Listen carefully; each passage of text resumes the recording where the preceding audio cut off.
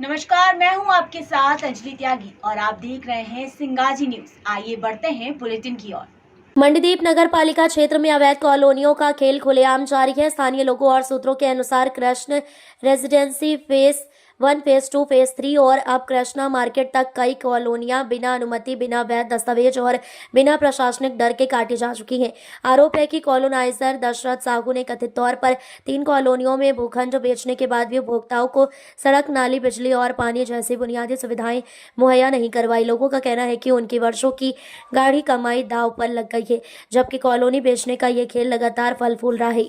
इधर नगर पालिका प्रशासन की भूमिका पर भी सवाल उठ रहे हैं। बहनों, भाइयों, जनप्रतिनिधि और अफसर दोनों ही पक्ष चुप है। सूत्र बताते हैं कि शिकायतों के बाद नोटिस तो जारी हुआ है, लेकिन कार्रवाई की रफ्तार कछुए से भी धीमी दिखाई दे रही है।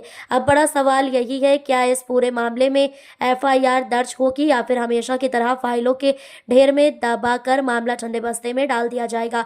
जनता जवाब चाहती है और मंडीदीप आज जवाबदेही की घड़ी में खड़ा है।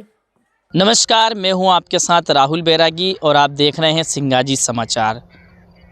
जैसा कि आज हम औद्योगिक क्षेत्र मंडीदीप में मौजूद हैं और लगातार मंडीदीप क्षेत्र में मकड़ी के जाल की तरह अवैध कॉलोनियों का नगर मंडीदीप में साम्राज्य फैला हुआ है। नगर पालिका मंडीदीप सीएमओ के द्वारा लगातार 22 कॉलोनियों पर वैधानिक कार्रवाई की गई है।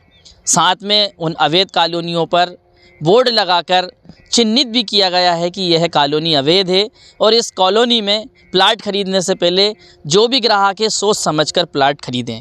अभी हम वर्तमान में औद्योगिक क्षेत्र नगर पालिका के वार्ड क्रमांक 24 में हम मौजूद हैं और आप देख सकते हैं तस्वीरों में कि नगर पालिका की सख्ती के बाद और उनके द्वारा जो है 420/420 की एफआईआर दर्ज करने के लिए दस्तावेज भी थाना मंडीदीप को दिए जा रहे हैं। उसके बावजूद भी आप देख सकते हैं वार्ड नंबर 24 में यहाँ पर धड़ल्ले से अवैध कॉलोनियों में निर्माण कार्य जारी हैं। अभी आप देख सकते हैं जीसीपी के द्वारा यहाँ पर निर्माण कार्य निरंतर जारी है और चल रहा है।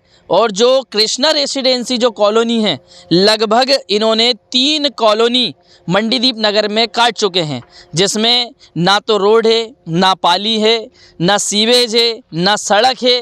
किसी भी प्रकार की मूलभूत सुविधाएं आज भी कॉलोनी वासियों को नहीं मिली है और लगातार ये कॉलोनी पे कॉलोनी काट कर गरीब जो जनता है, जो अपनी खून पसीने की कमाई से जो मेहनत करके जो पैसा उन्होंने प्राप्त किया, उससे कम दामों में प्लाट देकर बिल्डर के द्वारा जो दशरथ साहू है वो लगातार धड़ल्ले से प्लाटिंग कर रहा है। प्लाटिंग करने के बाद में लोगों को प्लाट बेच रहा है और बदले में ना तो रोड है, ना नाली है, ना सीवेज है, ना बिजली है, ना पानी है।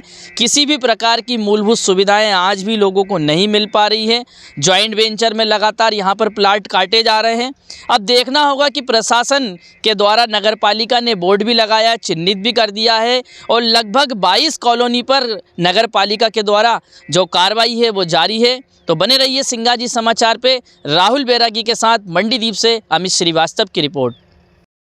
कॉलोनियों पर अवैध होने का मामला सामने आया है, जिसमें एफआईआर दर्ज कराने के लिए आपके द्वारा निर्देशित किया गया है अधिकारियों को। क्या पूरा मामला है और कब तक कार्रवाई हो जाएगी? देखिए, मंडीदीप नगर पालिका क्षेत्र में नागरिकों की लगातार शिकायतें प्राप्त हो रही थी कि उन्होंने जो कॉलोनाइजर हैं उन्होंने मूलभूत सुविधाओं का विकास नहीं कराया है। इसको लेकर हमने एक अभियान चलाया था और मंडीदीप नगर पालिका क्षेत्र में ऐसी 22 कॉलोनियाँ चिन्हित हुई हैं जो अवैध है। उनके द्वारा ना तो कलेक्टर कार्यालय से कॉलोनाइजर का लाइसेंस लिया गया है और ना ही नगर पालिका परिषद में किसी प्रकार के कोई अभिलेख दर्ज करके जमा करके यहाँ से परमिशन ली गई है। टीएनसीपी अप्रूवल भी नहीं है, डेरा का अप्रूवल भी नहीं है। ऐसी 22 कॉलोनियाँ चिन्हित हुई हैं, जिनमें से हमने 15 कॉलोनियों को नोटिस जारी किए हैं कि वे अपने वैधानिक दस्तावेज नगर पालिका कार्यालय में प्रस्तुत करें और समस्त शासकीय अनुमतियां प्राप्त करने के बाद ही, विकास कार्य करने के बाद ही वहां पर प्लाटिंग का काम करें। किंतु जब उन कॉलोनाइजर्स द्वारा नगर पालिका परिषद में इस प्रकार के कोई दस्तावेज प्रस्तुत नहीं किए गए, तो अभी हमने 5 कॉलोनाइजर के खिलाफ थाने में पत्र लिखे हैं कि उन्होंने विधिवत शासकीय अनुमतियां प्राप्त किए बगैर प्लाटिंग का काम शुरू किया है। उनके विरुद्ध FIR दर्ज कराए जाने की कार्रवाई प्रचलन में है। इसमें थाना प्रभारी मंडीदीप से जब हमारी बात हुई तो उन्होंने कहा कि किसी एक अधिकारी को इसके लिए अधिकृत किया जाना उचित है, क्योंकि ऑनलाइन FIR दर्ज कराए जाने का प्रावधान है शासन में।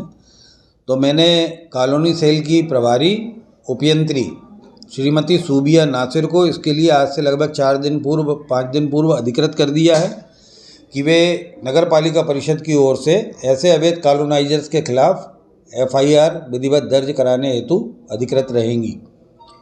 अब बहुत जल्दी ही आज उनके यहाँ कोई कैजुअलिटी हो गई है, अदरवाइज़ आज ही हम ये दर्ज कराते, कल हम इसकी विधिवत FIR दर्ज कराना प्रारंभ कर देंगे। ऐसे कॉलोनाइजर के खिलाफ एक जनता को जागरूक करने के लिए हमने 10 कॉलोनाइजर जो हैं उनकी कॉलोनी के बाहर हमने बोर्ड भी लगाए हैं कि ये कॉलोनी अवैध है, यहाँ पर प्लाट का क्रय विक्रय सावधानी पूर्वक करें।